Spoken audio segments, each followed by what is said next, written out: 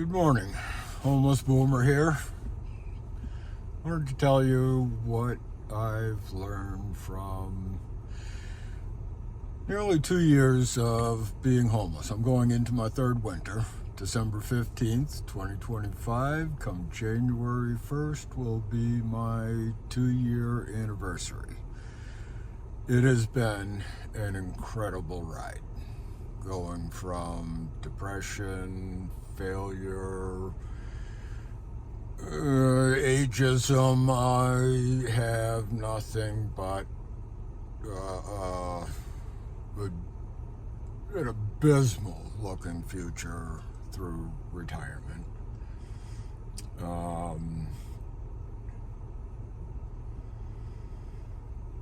So I've always been, I don't like the term news junkie, political junkie, because that's implying an addiction.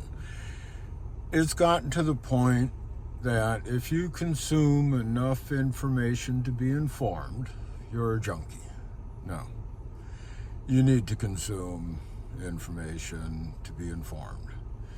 Particularly the younger generation coming up that really have no interest, no knowledge, no awareness of politics and what's going on, because all they can see is how fucking miserable they are. They have no economic opportunity. They're working desk jobs that are expecting you to smile and greet customers like you're the happiest person in the world when your life sucks. But anyway, I digress. So, what I'm here for is to share what I've learned, the mark I'm making, the mark I would like to continue making, and I would like support doing it in a different fashion than I am right now. So, I did the job search. I've done a number of videos on that stuff, went through the demoralizing of that, attempted starting a business with my manic depressive cousin, which blew up within a couple of months of getting the trailer and learning how to do the shit. I gotta fucking buckle down. I will do this. Well, it got to, housing first. I have been on the priority over 60 homeless list for, like I say, a couple of weeks. It'll be 2 years. And I actually just got a notice from the Marblehead Housing Authority that they're upholding the decision that I am not eligible for housing. Because when I became homeless and went through the eviction with my landlord, it was messy. It's like, are you telling me there's nobody out there, there's people out there that are homeless that it didn't get messy when they became homeless? But anyway, I will have a lot to talk about on that. I have a lot to cover. 65 years on this planet, watching it change and evolve, evolving and changing myself, and the evolution that's happened in my 2 years of being homeless. So starting with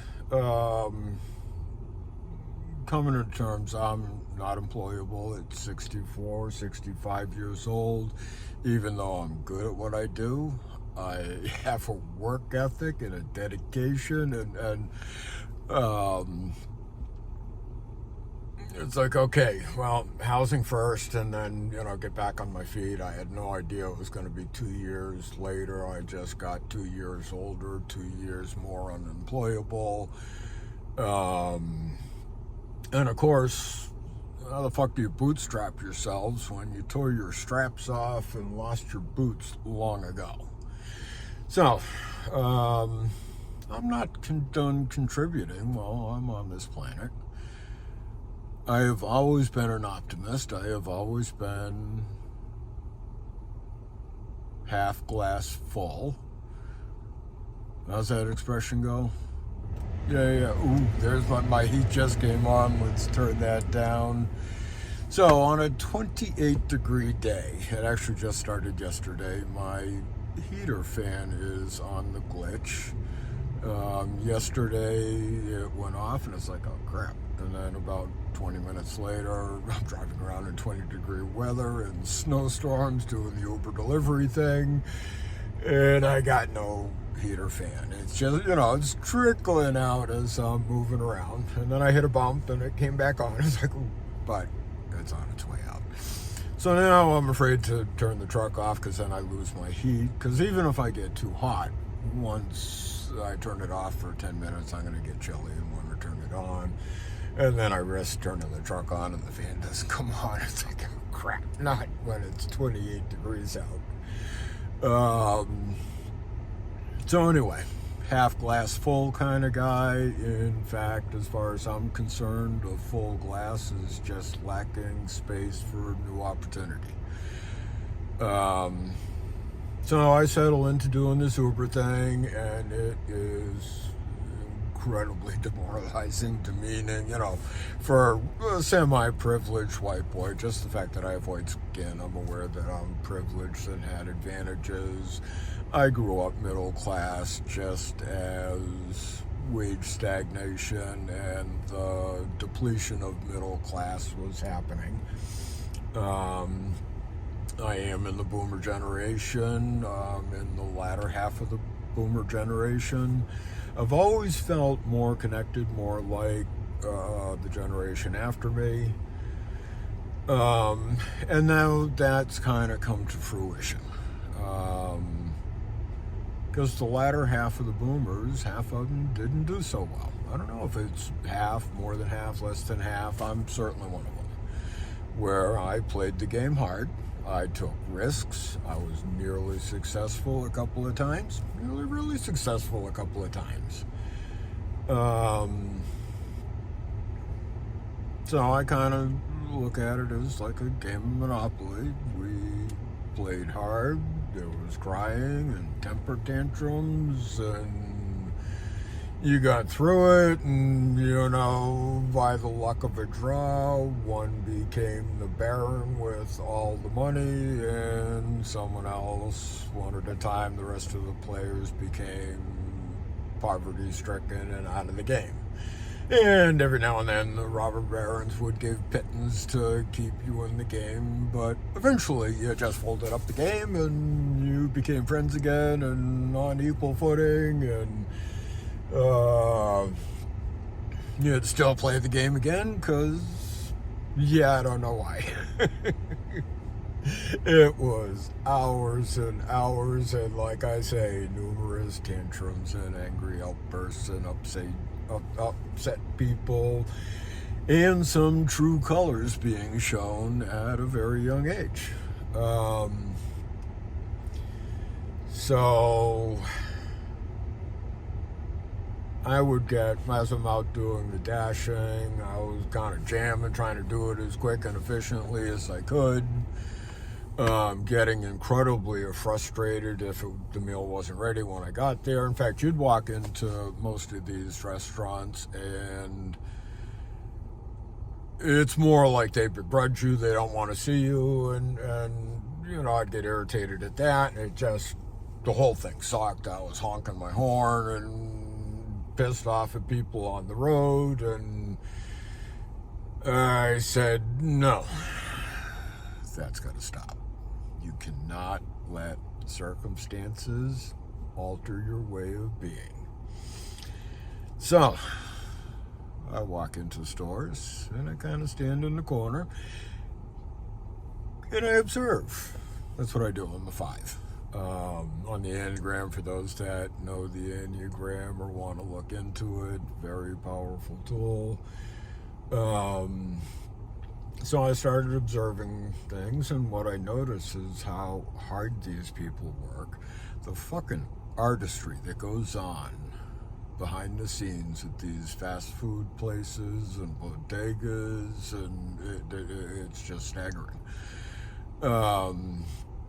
And then I grew to discover that they weren't irritated with the pickup drivers. they knew who you were, and they knew that they had no pickup orders to offer you, so they just don't acknowledge you because it just seems to irritate it. And then I'd irritate them.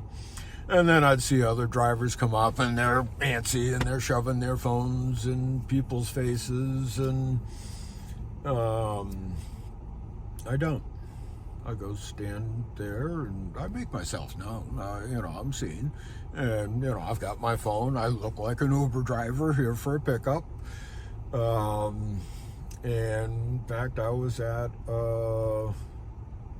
Dunkin' Donuts doing my thing. And the kid, there was a kid. When you're 65, everybody's a kid. Don't be offended. Well, anybody under 40 is a kid. And looked up and said, "You here for pickup?" I gave him the name, and he immediately thanked me for not shoving my phone in his face. He doesn't know how that became an acceptable practice. So I stand out. Now, I've always stand out. It's always been kind of annoying that I'm remembered. I can tell by people's reaction that they remember me.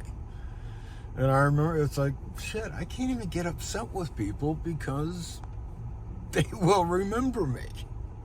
Never mind the fact that, through my training, I think it was around the S training, was that if you went somewhere, you left it better, you left it cleaner than when you got there. And that's attitude as well. And I am fully aware of the toxic positivity, which is shameful. But truly, it's optimistic. I connect with people, even if it's just a small eye contact, because I'm pretty sure one of the things that distinguishes me is my eyes match the smile. I'm not just blowing smoke up their skirt. If I use old expressions that offend you, I'm sorry, and you're free to point them out. It's how I've lived my life and altered my way of being throughout. I had somebody in my 30s that pointed out the expression "to Jew somebody down" was offensive. Holy crap. I didn't even think of it. Now, I grew up in a generation where, we used, the nursery rhyme to catch a tiger by the toe. Well, we weren't catching tigers. We were using the N-word, and, I cringe to even think about it now, but the racism that is in this society is not that old. In fact, it's very current. It was in my lifetime that Martin Luther King was assassinated, JFK was assassinated, Robert was assassinated. So I've kind of gone round in circles, and that's part of, I haven't figured out how to do this, taking notes, some kind, it's writing takes me forever. I love to do it. I love the thought process and the analysis and the directions writing about a hypothesis can take you, as long as you're not committed to proving the hypothesis. So anyway, it gets back to my contribution to the planet, the difference that I'm out there making. So with my new life and observing these people and the fact that I am remembered, well, I'm going to be fucking remembered in the best of light, and the one that made you smile just a little bit that day. And I don't jam it down their throat, but when I say thank you, I connect with their eyes, even if it's briefly. And, I have this incredible network that could be put to use. I don't know these people. but I know I have a ton of convenience stores, liquor stores, fast food places, mom and pop shops, that I am well known as probably the friendliest Uber driver out there.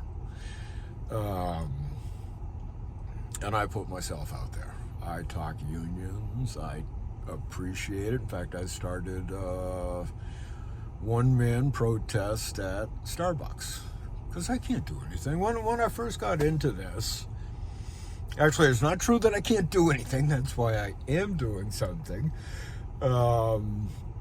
I started following Robert Reich. I actually watched his 14 segments of Inequality for All at an hour and 20 minutes, hour and a half each. Started looking into unions and what I could do, how I could participate. I was interviewed by a number of people. Regarding Uber drivers and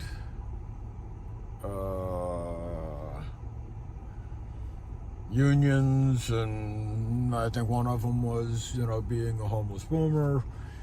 And nothing materialized, and I keep doing this, and I keep connecting with the people, and I keep making myself known, building out my network for doing something. I don't know.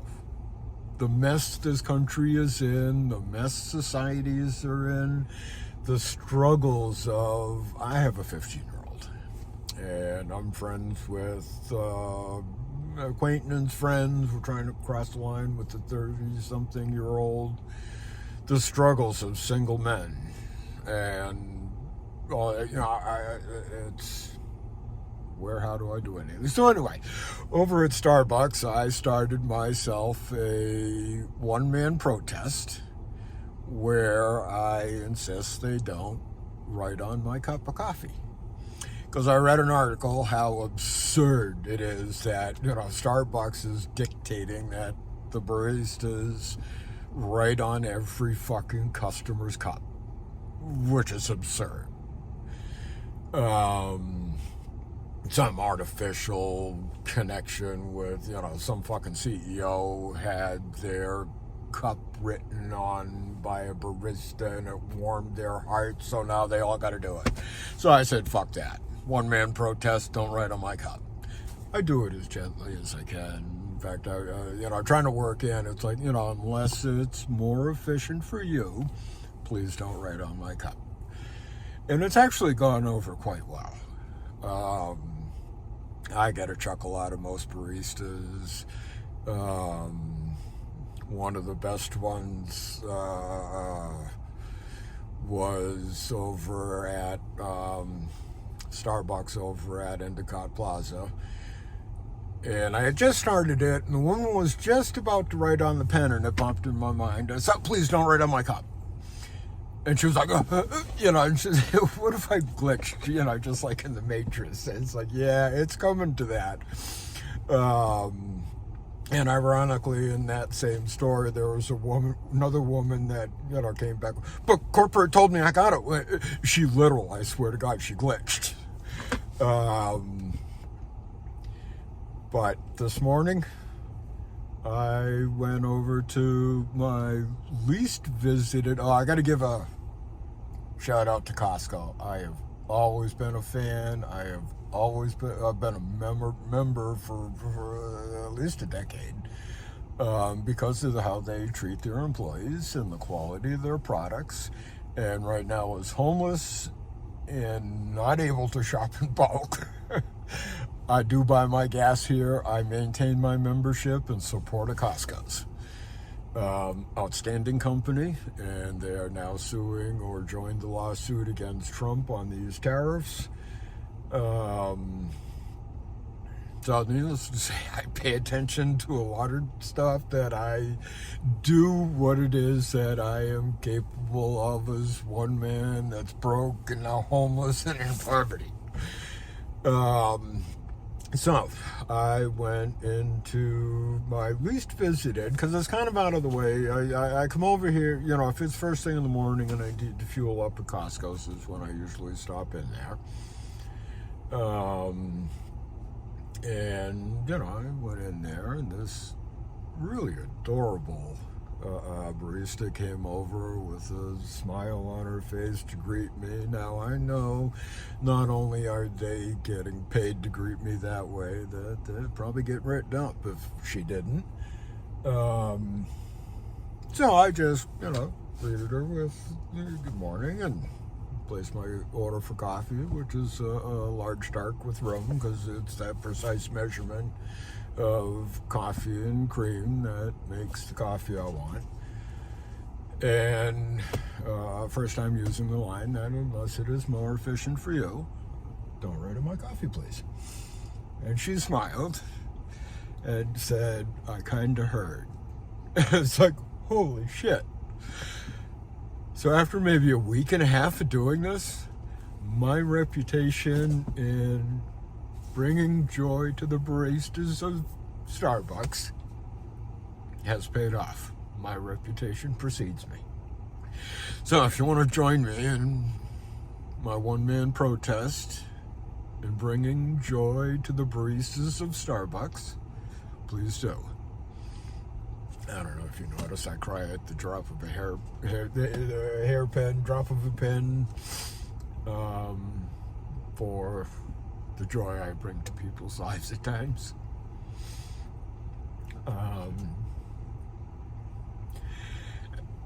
And I wouldn't have gotten here had I not been homeless.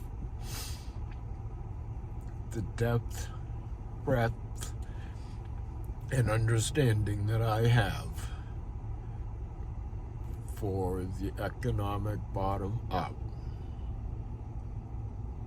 has been staggering, heartwarming, life-altering. So I'm not done contributing to this planet. I'm not done making a mark here.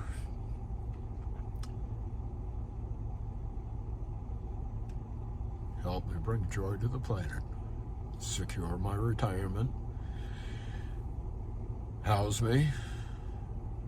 So I'm not talking chicken shit stuff. I'm talking, give me a decent retirement. It is time to fold up the Monopoly game, distribute some wealth, keep a whole shitload of it. Keep fucking bucket loads of it. Just give me enough to retire on. Housed and able to support my boy.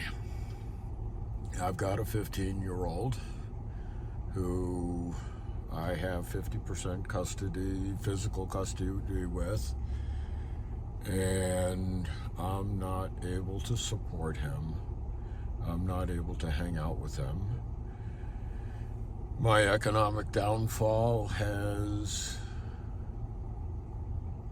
cost him dearly, has cost our relationship dearly. And I see the effects of the cell phone. Now, I held off on the cell phone. His mom gave him the cell phone. I have to confirm, 10, 12 years old. I'm reading studies on how damaging they're now finding that to be. His mom's also chronically angry, manipulative narcissist that he resents having to, he took it out on me, and I can't blame him. Sorry. So, I want to give some economic opportunity for my boy. I want to be available for my boy. Being available for my boy, having housing, having a boat we can fish, having a nice retirement that I can be with him, show him the world, expose him to what's worthwhile. Have an environment that he will have his buddies over, where I will have contact with them, and I want to expand my ability to make the impact I think I can make. I follow Scott Galloway. I follow my new favorite on the economy, and the guy is just really good. Presenter is Max over at UNFTR. I follow Ben Marcellus. I follow, again, another ramp. I think the big thing that I want to contribute is bringing joy to the world, working with and advancing the disaster we're making of our children, starting with my boy, 30-year-olds. How do we rescue that generation? And how do we get them interested in engaging in the world so that they want to be informed, so that when the future is presented, they know what direction they want to go? So, I can't believe I've rambled on for 25 minutes. Now, see, this is where I have a hard time launching. I don't know what I covered, what I didn't cover, what loose ends I left off. I also had huge technical difficulties with my phone charging, with being able to just barely keep it alive enough to do the Uber thing. So hopefully we're back. I've got this on the iPhone, which I can't stand. But it will make it easier for me to upload this and put it onto YouTube, and I'll watch that and see if I can fill in the loose ends I left behind. Enjoy your day. Spread the joy. You run into me, give me your joy to the world, and we'll go from there.